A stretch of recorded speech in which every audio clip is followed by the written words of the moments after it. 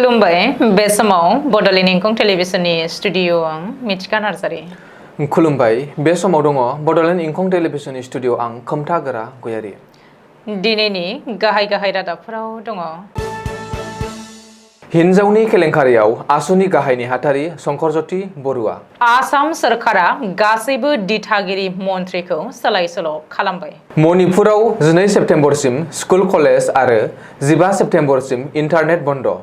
बेमारिनि मुङाव फेसबुकनि गेजेरजों रां खांनानै जाग्रा सासे दुथां हमजादों। मुंख्लं जितेन राय सबरनि 15थि जोलुर बादायलायनाय 2024। गसाइगावआव अल आदिबासी स्टुडेन्टस एस'सिएशन अफ आसामनि गोख्रों सोमावसारनाय। गोबां बिबांनि हेर'इनजों लोगोसे 3 सुबुंफोरा ग्रेप्तार। दुथांफोरनि गाग्लोबनायाव नखरनि सुबुंफोरा गोब्राब जखम। 16 बोसोर बैसोनि हिन्जावसाखौ जिनाहारि खालामनायनि दायाव सासे सुबुङा ग्रेप्तार। आसाम पुलिसआ गुबुन गुबुन जायगानिफ्राय 4 ड्राग्स फालांगिरिखौ ग्रेप्तार खालामदों। दानिया फैदिनि आबुं रादाबाव।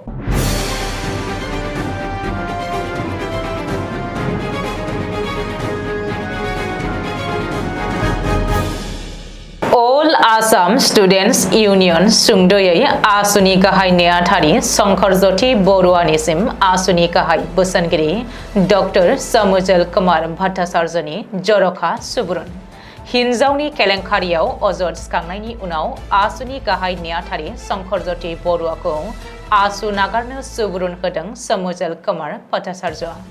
बबेखानि बे आयदाखौ लानानै आसुनि मावफुं मेल खुंनानै बिबान लाथ'नाय गोदान गाहाय नेहाथारि थिसननो थाखायबो समुजल भट्टाचार्यआ सुबुरुन होदों। ओरैहाय आसुनि आफादगिरि उत्पल शर्मायाबो शंकरज्योतिनि सायाव बिजाथाइ होदों। मख'नो गोनांदि आसुनिनो एक्टिभ वार्कार सासे सिख्लाया आसुनि गाहाय नेहाथारि शंकरज्योति बरुवानि हेंथायै गोसो थोनायनि मुङाव थगायनाय आरो नंखाय रादाय होनायनि गोख्रों अजद होदों आरो पुलिस थानायाव एजाहार दाखिल खालामदों। बेबायदि गोख्रों अजद सिखांनायनि उनाव समबारखालि शंकरज्योतियाबो गिबियै खुगा बेखेवदों आरो गासैबो सुबुङानो अनलायो मोजां मोनलायो। अननाय मोजां मोननाया सोलिबाय थानाय समाव सावरायनाय गासैबो बाथ्राखौ आं समान लायो। उननि समाव जाबायदि बाथ्रा रायज्लायदों बेखौ लानानै एना एनि फैनो हागौ। मोजां मोननाया फोथायलायनायनि सायाव सोलियो। मोजां मोनलायनायनि गोथार सोमोन्दोखौ मोजां मोनग्रा सुबुङासो मिथिगौ। आं गासैबो बाथ्राखौ बुंबाय थानो सानाखै। बिजिरसालियाव बे बाथ्राफोरखौ बुंखानो नांगोन होननानै शंकरज्योति बरुवाया बुंदोंमोन। मख'नो गोनांदि दा बावैनि गेजेरावनो आसुनि बिबान लाथ'नाय गोदान गाहाय नेहाथारिखौ मोननो हागौ होननानैबो माखासे थाखोआव सावरायदों। आसाम सोरखारा रायजोनि गासैबो जिल्लानि गार्जेन मिनिस्टार एबा दिथागिरि मन्थ्रिफोरखौ सोलाय सोल' खालामदों। आसामनि पार्लियामेन्टारि एफेयार्स बिफाना मंगलबारखालि गांसे नटिफिकेसन जारि खालामनानै बे बाथ्राखौ फोसावदों।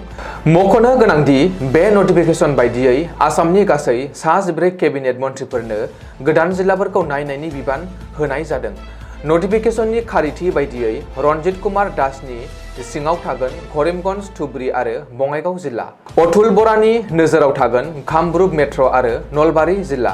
उर्खाव गोरा ब्रह्मआ नायगोन क'क्राझार आरो चिरां जिल्लाखौ। अशक सिंगाला नायगोन गवालपारा आरो बिश्वनाथ जिल्ला। बेबायदिनो मरिगाव, दरं आरो साउथ सालमारा जिल्लाखौ नायगोन केशव महन्तआ। अजन्ता नेवगा, जरहाट आरो नगाव जिल्लाखौ नायगोन। चन्द्रमहन भाटवारिनि आखायाव दं कामरुप, बरपेटा आरो बजालि जिल्ला। शिबसागर, लखिमपुर आरो माजुलि जिल्लानि दिथागिरि मन्थ्रि महरै दं डक्टर रनज भेगु। सन्जय किसाना नायगोन गलाघाट आरो डिमा हासाव जिल्ला। पीयूष हाजरिकाया नायगोन सनितपुर, उदालगुरि आरो हजाइ जिल्लाखौ। डिब्रुगड़ आरो धेमाजि जिल्लाखौ नायनायनि बिबाना जगेन महननि। तिनिसुकिया आरो चराइदेवआव बिमल बरा। जयन्त मल्ल बरुवाखौ मोनब्रै जिल्ला फारियै काछार, हाइलाकान्दी, बाक्सा आरो तामुलपुर जिल्लाखौ नायगोन। नन्दिता गार्लसाखौ सोनाब कार्बि आंलं आरो कार्बि आंलं जिल्लानिनो दिथागिरि मन्थ्रि महरै थिसननाय जादों। हारियारि दाङाबाजिनि अरजों खामग्लिनाय नसुं रायजो मणिपुराव फिन हारियारि दाङाबाजिनि अर जोंखांदों।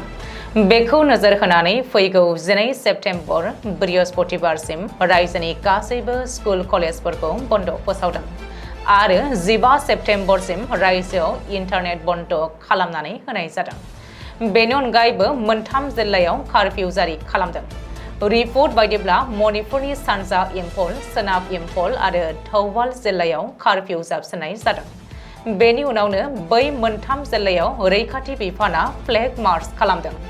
बबेखानि फुंनिफ्राय हरसिम कारफिउ जाबसिननायनि उनावबो इम्फलनि राजा लामायाव जायगानि सुबुंफोर आरो फरायसा समाजा बेरिकेडआव अर लागायना आरो टायार सावनानै सोमावसारदों। माखासे जायगायाव रैखाथि जवानफोरखौ अन्थाइ खुबैदों। बेनि उनावनो थासारिया दुंहावसिन जायो।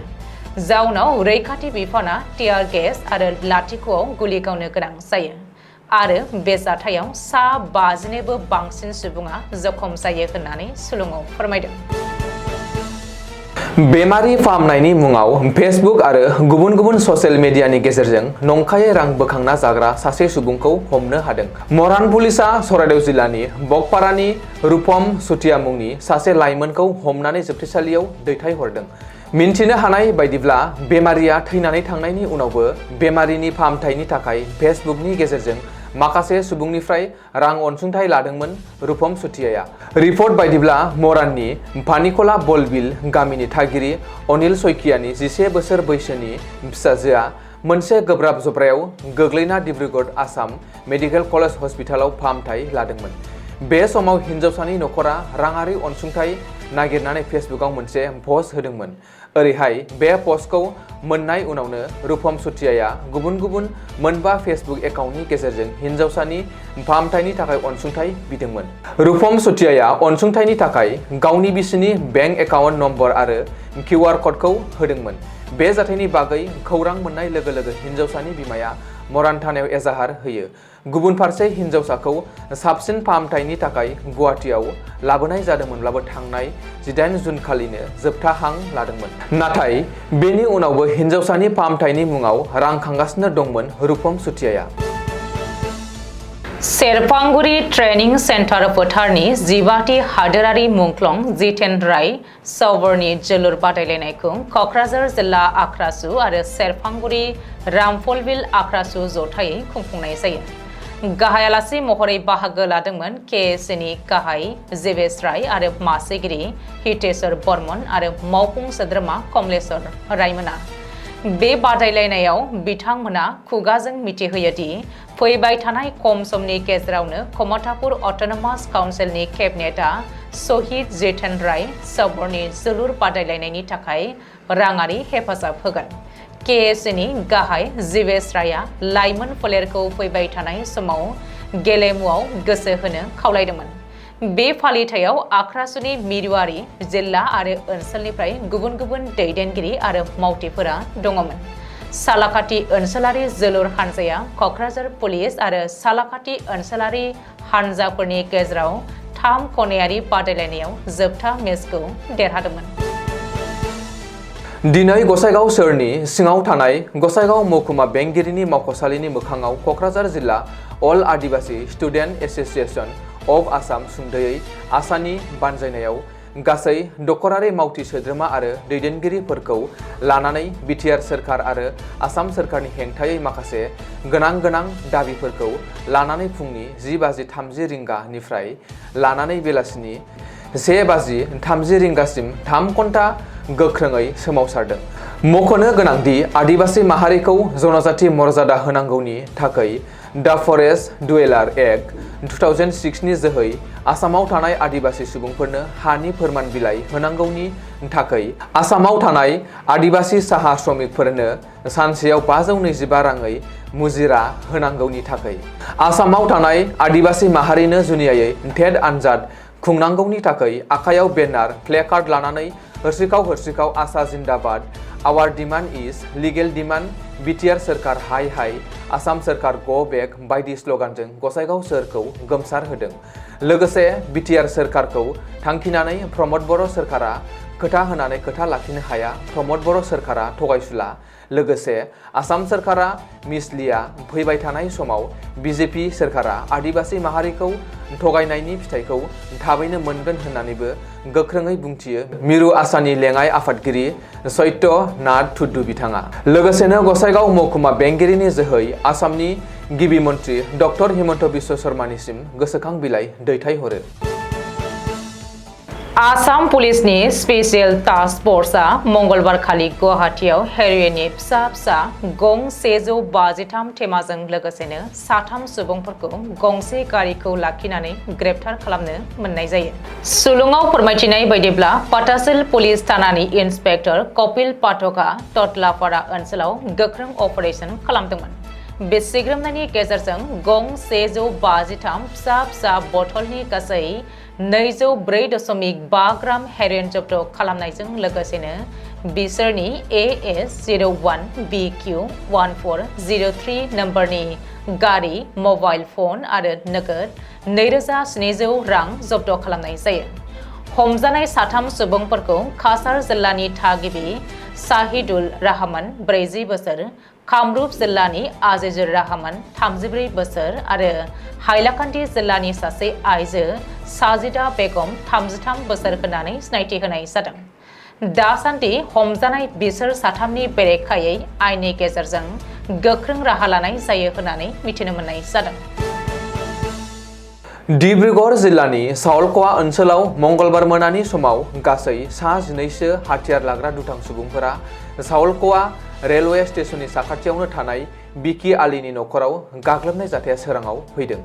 सुलुङाव फोरमायथिनाय बादिब्ला दुथांफोरा खाबु लानानै बिकि आलीनि न'खराव जरजुलुमै हाबनानै न'खरनि गासैबो सुबुंफोरखौ गाग्लोबदोंमोन, जायनि जाहोनाव न'खरनि सुबुंफोरखौ रैखा खालामनो नाजानाय समावनो बिकि आलीनि खर'आव गोब्राबै जोखोम जादों। बेनि अनगायैबो गाग्लोबनायाव मुमताज बेगम, फातिमा बेगम आरो सासे 12 बोसोर बैसोनि गथ'सायाबो गोब्राब जोखोम जानो गोनां जादों आरो बिसोरखौ फाहामथाय होनो थाखाय डिब्रुगड़ आसाम मेडिकेल कलेज आरो हस्पिटालाव दैथायहरनाय जायो। न'खरनि सुबुंफोरा दुथां सुबुंफोरखौ सावलक'वानिफ्रायनो फैनाय होननानै सन्देह खालामदों आरो बिसोरो मोखाङाव गोसोम जि खादोंमोन होननानैबो फोरमायथिनानै होदों। दासान्दि पुलिसफोरा दुथां दायनिगिरि सुबुंफोरखौ संदाननो गोख्रों राहा लागासिनो दङ होननानैबो मिथिनो मोनबावनाय जादों। कामरुप जिल्लानि पलासबारि ओनसोलाव सासे 50 बोसोर बैसोनि लंफटआ सासे 16 बोसोर बैसोनि हिनजावसाखौ जिनाहारि खालामनाय मोनसे मुगैथाव खामानिया सोराङाव फैदों।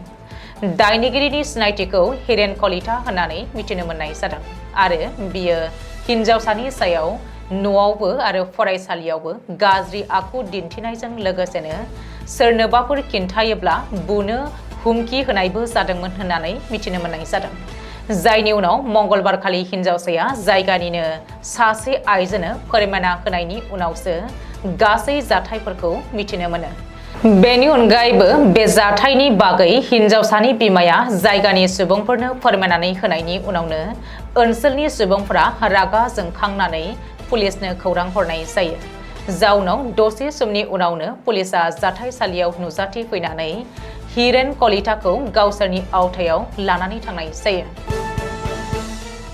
कहरा पुलिसआ गामिनिनो माखासे रैखाथि होग्रा सुबुंफोरजों जयै लोगो नांनानै मोनानि गोबाव समहालागै अपारेशन खालामनायाव काजिरङा ओनसोलनि 37 नं राजालामायाव सानै लाइमोनफोरखौ ग्रेप्तार खालामनाय जायो। नगावनिफ्राय जरहाट फारसे केटिएम बाइकजों फैबाय थानाय समाव लाखिनानै सिग्रोमनायाव बिसोरनिफ्राय गासै 1 ग्राम ड्राग्स मोननाय जादोंमोन, जायनि जाहोनाव बिसोरखौ आयेन बेरेखा ड्राग्सनि फालांगि खालामनायनि दायाव ग्रेप्तार खालामनो मोनो। दासान्दि बिसोर सानैखौ गोख्रोङै सोंलु खालामनो पुलिसनि आवथायाव लानानै थांनाय जायो। बेराफारसेथिं भटबरजरानि देबिटला ओनसोलाव आमसुनि मावथि सोद्रोमाफोरजों लोगोसेनो जायगानि सुबुंफोरा गोख्रोङै नोजोर होनायनि जाहोनाव सासे ड्राग्स फालांगिरि आब्दुल मटलेबखौ हमनो मोन्दोंमोन। बेनिफ्राय ड्राग्सजों आबुं जानाय मोनसे फिसा थेमा लोगोसेनो गंब्रै लांदां थेमाबो मोननो हादों। बेनि खौरांखौ पुलिसफोरा मिथिनो मोननायनि उनावनो जाथायसालियाव नुजाथि हैनानै दायनिगिरि आब्दुल मटलेबखौ ग्रेप्तार खालामनानै लानानै थांनाय जायो। बेनि अनगायैबो लंका पुलिसआ सासे सुबुंखौ ग्रेप्तार खालामनानै बेनिफ्राय गासै 119 ग्राम हेर'इन जब्द खालामनो मोननाय जाथाया सोराङाव फैबावदों। ड्राग्स फालांगिरिखौ फारुक आहमेद होननानैबो सिनायथिनाय जादों। दिनैनि रादाबा एसेनोसै। गोजोन्थों।